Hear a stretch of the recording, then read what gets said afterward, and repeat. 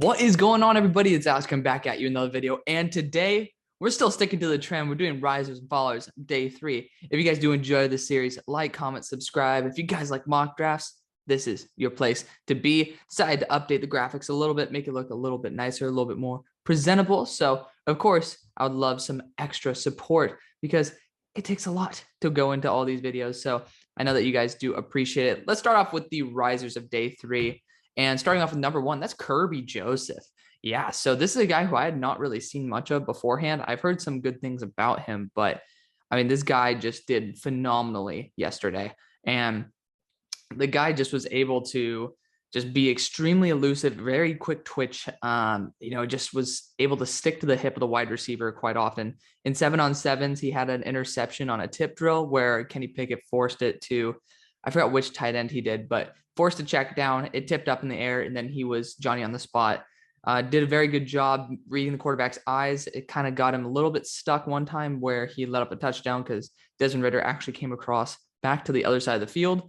But at the end of the day, he actually leveled the wide receiver who caught it, and he gave him a hand to get up. So love the sportsmanship there. Shows that he's not just there to be kind of a dick, similar to Trevor Penning, which we're going to talk about soon enough. Number 2, we got Troy Anderson. So this is a guy who we've heard a lot about, actually a former quarterback. So funny that he's actually recruited to Montana State as a QB, but I think he was also a running back there. Just he's been extremely elusive, very good in coverage, just obviously one of the best linebackers there. So it's kind of sad because I was hoping Chad Muma would be doing that, but we will talk about him, unfortunately, very soon.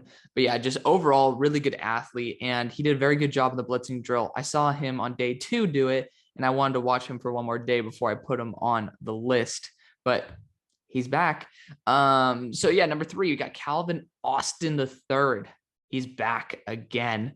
And this guy is just showing how elusive he is. He's a true gadget weapon. Really big fan of how he's been able to just get better.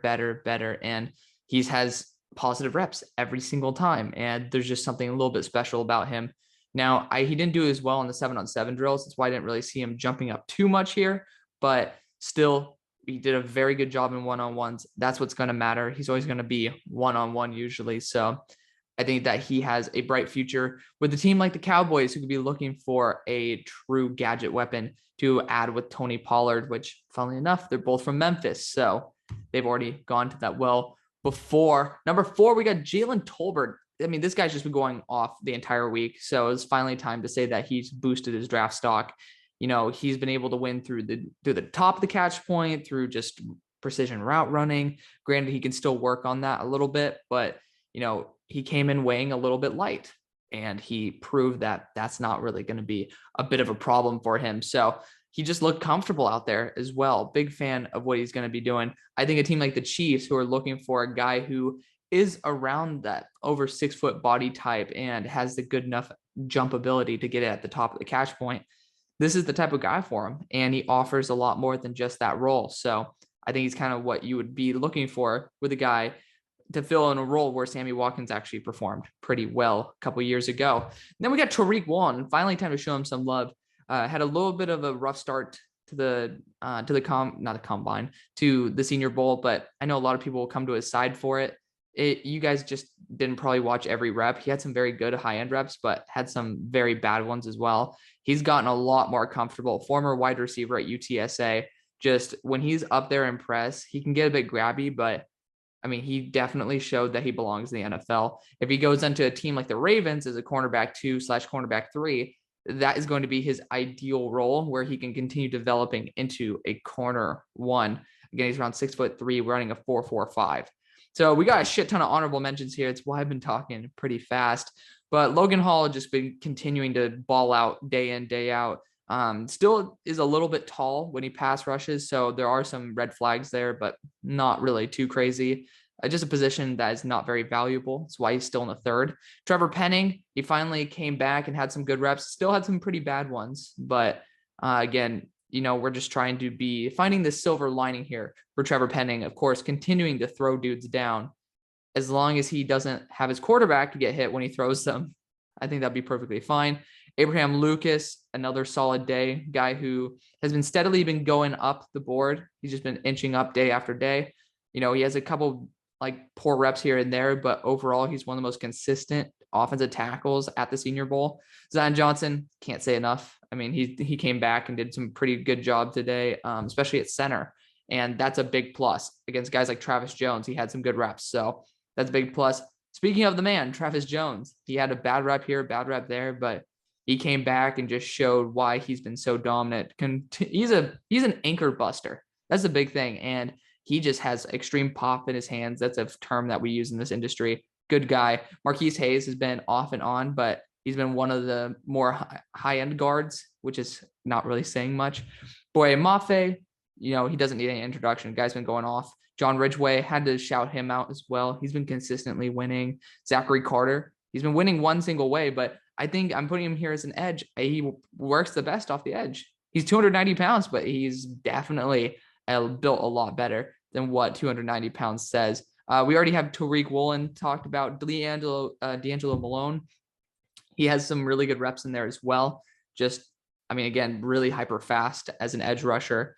Tariq Woolen, already talked about him. Cam Taylor-Britt had some good reps in there. Had some poor ones, but he was one of the best out of the corner group. So that's something you got to tip your cap to. Perrion Winfrey, he's being Perrion Winfrey. Malik Willis definitely did a very good job this week. I actually put him twice, not realizing it, but a guy who he's been improving his accuracy, been doing a pretty good job with decision making. Was a little bit late and missed one read, and that was okay. It's fine. But, that is something that will come in time. And he was showing that he belongs in an NFL-style offense. Bayless Jones Jr. finally didn't drop that much and still separates. Good for him. Desmond Ridder, already talked about it, had some pretty good throws this week, especially today. He wasn't too good the days before. Christian Watson, no introduction needed. Damari Mathis came back. He actually had some good reps today. So happy to see that. Carson Strong also had some good throws in there.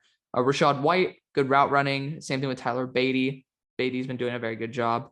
Brian Asamoah, good as well. Jake Ferguson had some very good routes. I could see him going in there. Just so you guys see where I have these guys projected in the draft, I'll move my camera up.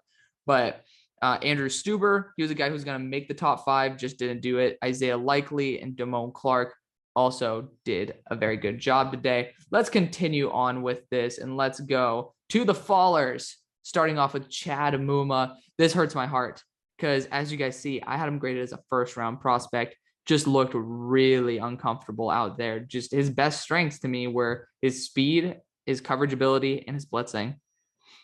None of that was on display. So I don't know if he tried to gain some weight or something to actually look 240, but the guy just definitely did not look the same as he did there at Wyoming. It really hurts. And he's definitely going to be falling quite a bit after watching that. It really sucks. And I hope he bounces back.